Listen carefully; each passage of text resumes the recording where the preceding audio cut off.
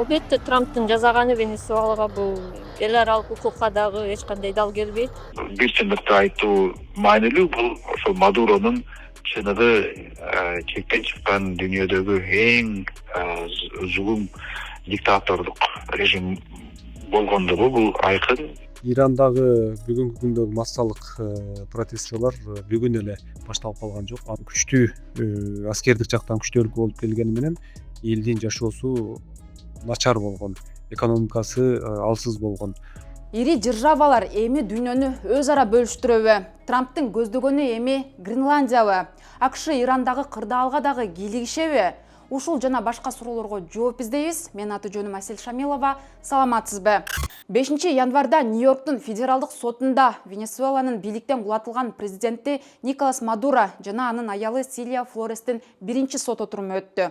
Чет өлкөлүк медиалар Мадуро жана анын жубайы сотко баңгизатка каршы күрөшүү башкармалыгынын куралданган агенттери кортеж менен жеткиргенин жана аларды тик учак коштоп барганын жазды. Мадуро менен аялына, уулуна жана дагы 3 кишиге наркотерроризм, кокаин импорттоо, курал жарак сактоо жана колдонуу боюнча 4 пункттан турган айып тагылууда.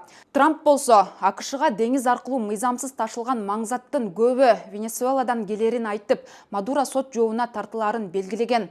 АКШ өткөн жылы эле Мадурону кармоого мүмкүндүк берген маалымат үчүн $50 миллион убада кылган.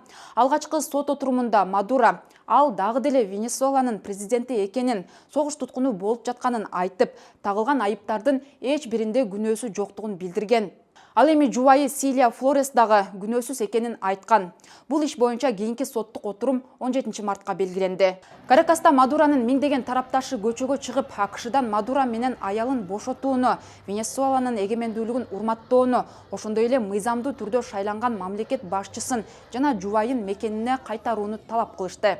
Митингке чыккандар Венесуэладан колуңду тарт деген жазуусу бар плакаттарды көтөрүп жүрдү. Бирок ошол эле учурда Европа менен Америкада Мадуронун кармалышын кубаттап, нарко өкмөт кулады деп кубанган венесуэлалыктар демонстрацияга чыгууда. Венесуэланын борбору Каракаста аскерий операция ишке ашкандан кийин Латын Америка, Европа жана Азияда АКШнын аракетине каршы жана Венесуэланы колдоо акциялары дагы өтүүдө. Нью-Йоркто Мадуронун соту өтүп жаткан күнү эле Бириккен Улуттар уюмунун коопсуздук кеңеши Венесуэланын айланасындагы кырдаал боюнча чукул жыйын өткөрдү. Башкы катчы Антонио Гутерриштин сөзүн анын саясий маселелер боюнча орун басары Розмари Ди Карло окуду. Анда эл аралык укук, анын ичинде эл аралык тынчтык жана коопсуздукту сактоонун негизи болуп саналган Бириккен Улуттар уюмунун уставынын толук сакталышынын зарылдыгы баса белгиленген. Ал эми Орусия менен Кытайдын өкүлдөрү АКШнын Венесуэладагы аракеттерин катуу сынга алып, АКШга чыгарылган Мадурону тез арада бошотууга чакырышты. АКШнын өкүлү болсо Америка Кошмо Штаттары Венесуэла менен согушпаганын жана аны оккупациялабаганын баса белгиледи. Дүйнө коомчулугу Венесуэладагы кырдаал боюнча экиге бөлүндү. Латын Америка өлкөлөрүнүн көпчүлүгү Орусия, Кытай, Иран, Куба жана башка бир катар мамлекеттер АКШнын кийлигишүүсүн эл аралык укукту бузуу катары кескин айыпташты. Европа өлкөлөрү жана эл аралык уюмдар жалпысынан эл аралык нормаларды сактоого жана чыңалууну басаңдатууга чакырышты. Бирок алар АКШны ачык айыптай алышкан жок. Орусия менен Кытай албетте Мадуронун өкмөтүн жалпысы колдоп келген, колдойт дагы. Бирок азыр АКШ албетте ва-банк барып, жагдайды өзүнүн колуна алганга аракет кылып атышат. Өзүнүн марионетичный деп өзүнө жаккан адамды бийликке алып келишет. Жана албетте жана мындай затка өзү колдонгонго, ошо доступ болгонго жасаган иш да булчу. Бул геосаясат боюнча айтсак, албетте Кытай, Орусияга, Иранга каршы жасалган иш. Ошо Латын Америкада АКШнын үстөмдүгү кылганга аракет кылып атышат. Анын ичинде Куба менен Венесуэла албетте өзүнчө турган мамлекеттер эле, эми өзүнүн бийлигин орнотконго алып барат. Анан ошентип нефтти контроль кылып башкарганга аракет. Албетте Трамптын жасаганы Венесуэлага бул эл аралык укукка дагы эч кандай дал келбейт. Өзүбүз ойлонуп көрсөк, ошо башка өлкөнүн президентин аялын өзүнүн мамлекетине алып келип, АКШнын сотунун алдына алып келгени бул туура эмес. Анткени Венесуэла бул эгемен мамлекет. Өзүнүн америкалык мыйзамы менен наркоторговля менен байланышып атат деп соттоп туруп, ошо геосаясат, геоэкономикадан таасир этиш үчүн чоң оюнду баштап атат. Бул албетте Трампка ички да тышкы да саясаттагы ошо көңүлдү ошого буруп, маселелерди чечкенге жасалган аракети болуп атат да. Туура эмес иш, бирок ага алардын кызыкчылыгы, ушу Трамптын кызыкчылыгы. Анткени Трамп мырза тышкы саясатта да, ички саясатта дагы ар кандай кыйынчылыктары көп болуп атат. Толук бийликти колуна ала элек шайлоодон кийин Трамп. Ошол үчүн азыр эми элдин маанайын башка нерсеге бурганга жасалган да аракет деп айтсак болот. Бирок өзү жалпысы бул кадам геосаясат жактан дагы ошо айтылгандай Орусияга, Иранга, анан Кытайга каршы сокку. Геоэкономика жактан алсак, ошо мунай затка доступ алып, жакшы ири компаниялардын өзүн Венесуэлага орнотуп, акча табуу. Өзүңүздөр билесиздер, Трамп мырза бул бизнесмен болгондуктан кийин. 5 январда Венесуэланын вице-президенти Дельси Родригес Венесуэланын президентинин милдетин убактылуу аткаруучу болуп дайындалып, ант берди. Родригес антты Венесуэланын убактылуу башчысы кылып өлкөнүн жогорку соту дайындагандан 2 күндөн кийин берди. Жаңы кызматында ал Каракас тең салмактуу жана сый мамиледеги эл аралык байланыштарды өнүктүрүүгө, өзгөчө АКШ менен болгон мамилеге биринчи кезекте көңүл бураарын билдирди. Буга чейин Мадуро кармалгандан кийин ошол эле күнү Родригес элине кайрылуу жасап жатып, Венесуэланын жалгыз мыйзамдуу президенти Николас деп АКШдан Мадурону жана анын аялын бошотууну талап кылган эле. Ал эми Америка Кошмо Штаттарынын президенти Дональд Трамп 4 январда журналисттерге пресс-конференция уюштуруп, эгер Венесуэла АКШ менен кызматташпаса, экинчи сокку урууга буйрук бере аларын айтып, анан калса бул сокку биринчисинен дагы күчтүүрөөк болоорун билдирген. Трамп мындан тышкары Колумбия менен Мексиканы аскердик аракеттер менен коркутуп, Кубанын коммунисттик режими кулайын деп тургандай деп кыйтты. Бул эле эмес, Трамп Гренландияны аннексиялоону кайрадан сунуштап, ал АКШга улуттук коопсуздук жагынан керек деди. Гренландия дүйнөдөгү эң ири арал, аралдын көпчүлүк бөлүгү муз менен капталган. Гренландияда 57 000 адам жашайт. Даниянын автономиялык облусу болуп саналат. Ошондуктан тышкы саясатына жана коопсуздугуна Дания жооп берет. 2025 жылга карата сурамжылоолор гренландиялыктардын көпчүлүгү Даниядан көз карандысыздыкты жактаарын, бирок Америка Кошмо Штаттарынын курамына кирүүнү каалабай турганын көрсөткөн. 6 январда Улуу Британия, Франция, Германия, Италия, Польша, Испания жана Даниянын лидерлери бул боюнча биргелешкен билдирүү жасады. Анда Гренландия өз элине таандык жана алардын мамилелерине тиешелүү чечимдерди Дания менен Гренландия гана кабыл алаары айтылды. Вашингтондагы политика басылмасы өз булактарына таянып, АКШ 2026 жылдын аягына чейин Гренландияны көзөмөлгө алууну пландап жатканын жазды. Анда Евразия Групп аналитикалык борборунун Европа бөлүмүнүн директору Муштаба Рахман Дональд Трамптын администрациясы Даниянын бир бөлүгү деп эсептелген аралдагы саясий тең салмактуулукту олуттуу өзгөртүү үчүн жашыруун таасир этүү кампаниясын уюштурууга аракет кылаары айтылган. Муштаба Рахмандын айтымында АКУЙ Гренландияга көзөмөлдү күчөтүү үчүн жергиликтүү саясатчыларды сатып алууга аракет кылат. Саясат талдоочу Эмиль Жороевдин айтымында Трамп келечекте башка дагы өлкөлөргө АКШнын таасирин күчөтүшү мүмкүн. Венесуэлада кол салуусу, Мадурону бийликтен алып салуусу Американын буга чейинки кеминде 19-жылдын башында орун алган Монро доктринасы деген түшүнүк бар. Бул ошол өздөрү атаган жаңы дүйнөнүн батыш дүйнөнүн батыш бөлүгүн биз үстөмдөйбүз, биздин карамагыбызда, биздин биринчилигибизде болот, приоритетибиз деген түшүнүгү бар. Американын Кошмо Штаттарынын геосаясий доктринасы. Бир кайсы убактан бери ал бир аз унутта калып, мүмкүн тең ата жана салыштырмалуу либералдуу бир саясат жүргүзүлүп аткан болчу. Бразилия болобу, Аргентина болобу, Венесуэла ар мамлекет өзүнүн эгемендүүлүгүн бекемдеп бара-бара.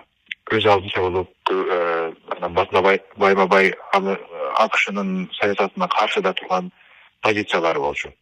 Менин байкашымча эң жакында эле жарыя болгон өздөрүнүн жаңы коопсуздук стратегиясына жараша Трамп аны кайра жандандырып, Монро Трамп доктринасы деп Монрого кошумча кайрылып, ошол батыш жарым шарды, дүйнөнүн жарымын кайра колго алуу аракети болуп жаткандыгын байкасак болот. Демек, бул Венесуэла эмес, башка мамлекетке деле басым күчөйүшүн күтүү мүмкүн. Албетте, бир чындыкты айтуу маанилүү. Бул ошол Мадуронун чыныгы чектен чыккан дүйнөдөгү эң зулум диктатордук режим болгондугу бул айкын. Миллиондогон венесуэлалык жарандар жапа чеккендигин, камалган, зордукталган, башка мамлекеттерге качууга аргасыз болгондугу албетте бул көп жылдан бери келаткан факт. Экономикасынын дээрлик токтоп калгандыгы бул факт.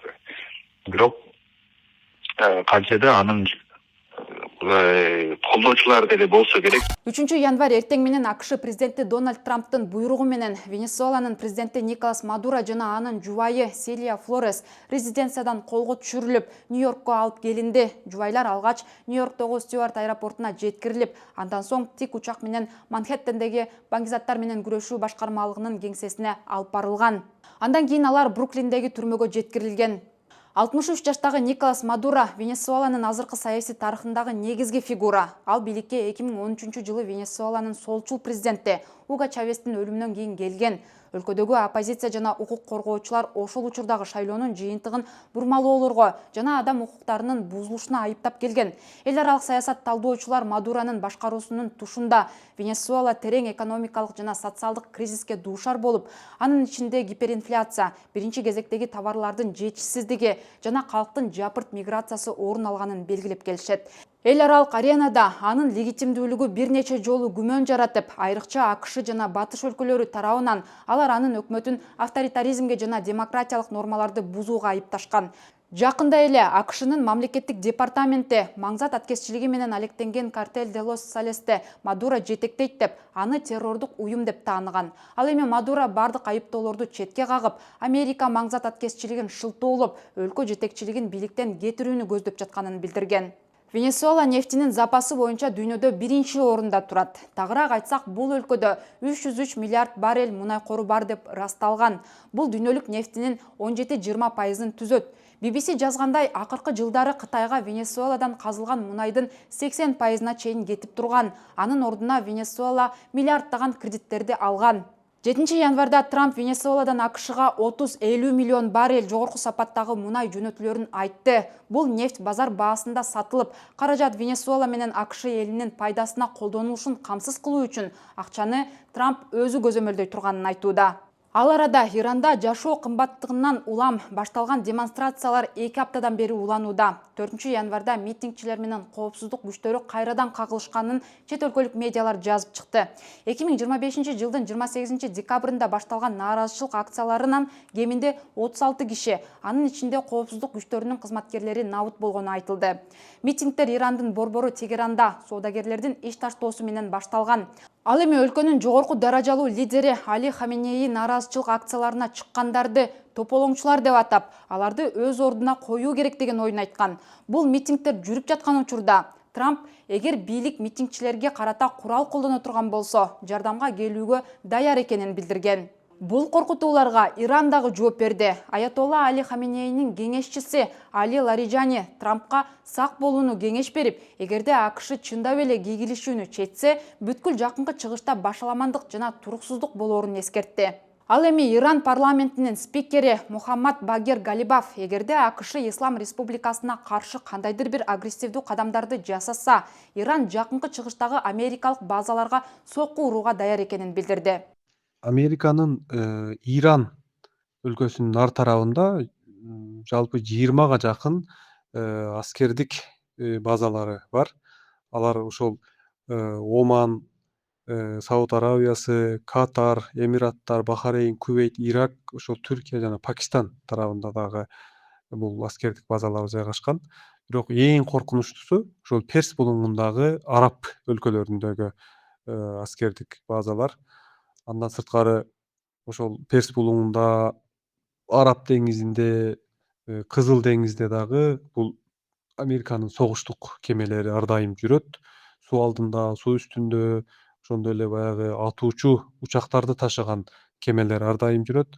Эгер Америка менен Иран ортосунда согуш башталып калса, Ирандын ошо Американын базаларына кол салам деп атканы ошолор биринчи бута болуп саналат. Айрыкча ошол Кувейт, Ирак жана ошол Перс булуңундагы жакын аскердик базалар. Бирок Иран бул жерде аларга аскердик ошол өлкөлөрдө жайгашкан, коңшу өлкөлөрдө жайгашкан аскердик базаларга сокку уруп, ал өлкөлөр менен дагы мамилесин начарлатып жибериши мүмкүн. Ансыз деле мамилелер анча эмес. Себеби шииттик жана сунниттик диний бөлүнүү бар. Сауд Арабия менен Ирандын ортосунда чөлкөмдүк таасир талашуу бар. Бир жагынан араб өлкөлөрүнүн ар дайым баягы Америка менен жакшы мамиледе болуп, Америка тарапта болгон үчүн дагы Иран менен алардын мамилеси ансыз деле жакшы эмес да. Эгер кол салып карап турган болсо, андан дагы чөлкөмдө Иран өзүнүн душмандарын баягы көбөйтүп алышы мүмкүн. Бирок Американын ал базаларына кол салуу менен Американы алсырата албайт Иран. Анткени Американын өзүндөгү бир аймагына кол салбагандан кийин ал жердеги аскердик базадан Америка чоң деле бир чыгымга учурабайт да. Ирандагы бүгүнкү күндөгү массалык протестчилер бүгүн эле башталып калган жок. Анын тамыры тереңде жатат. Анткени Иран өзү буга чейин күчтүү аскердик жактан күчтүү өлкө болуп келгени менен элдин жашоосу начар болгон, экономикасы алсыз болгон. Эл буга чейин дагы ушул кымбатчылыктан айынан бир нече жолу көчөгө чыгып келген. Экинчи жактан бул авторитардык режим, саясий баскылар дагы бул элдин ушул кыжырын кайнатып койгон да. Азыр акыркы кездерде мына Иран экономикасы аябай алсыздап кетти. Буга чейин доллардын өсүшү биринчи болуп көрбөгөндөй чекке жетти. Иран валютасы аябай түшүп кетти. Азык түлүктүн кымбатташы, инфляциянын 42% чейин жетип кеткени бул элди айла жок ошол көчөгө алып чыгып атат да, бийликке каршы. Бирок буга чейин Иран өзүнүн күчүн ошол элдин жыргалчылыгына жумшабай, элдин жакшы жашоо шартына, экономикасынын өсүшүнө жумшабай, чөлкөмдө өзүнүн таасирин көргөзүш үчүн Сирияда, Либанда, ушу Палестинада, Йеменде, Иракта өзүнүн атайын күчтөрүн топтоп ошол жакта согушуп келди. Көптөгөн акчаларын ошол жака чачып келди. Атомдук бомбаны өндүрүш үчүн ал жака көптөгөн акча чачты. Анан Ирандын армиясы үчүн дагы өтө көп акча сарптаган. Бул Ирандын акчалары ошончолук баягы мунай затта дүйнөдөгү эң алдыңкы орунда турган мунай өлкөсүнө карабастан алган акчалары элдин жыргалчылыгына эмес, ошол бир режимдин таасиринин күчөтүлүшүнө жана аскердик армиянын күчөтүшүнө акчалар салынып келген да. Бирок армиясы канчалык күчөткөнү менен деле мынау июнь айындагы Иран-Израилдин 12 күндүк согушунда дагы Иран көп жабыр тартып калды. Эми экөө ортодо токтоткону менен Иран чынында аябай көп жабыр тартып калды. Ошондон кийин анын экономикасы дагы артка кетти. Берүүнү мен Асель Шамилова даярдадым. Бул видеону бөлүшүп лайк басыңыз. Кийинки көрүшкөнчө аман туруңуз.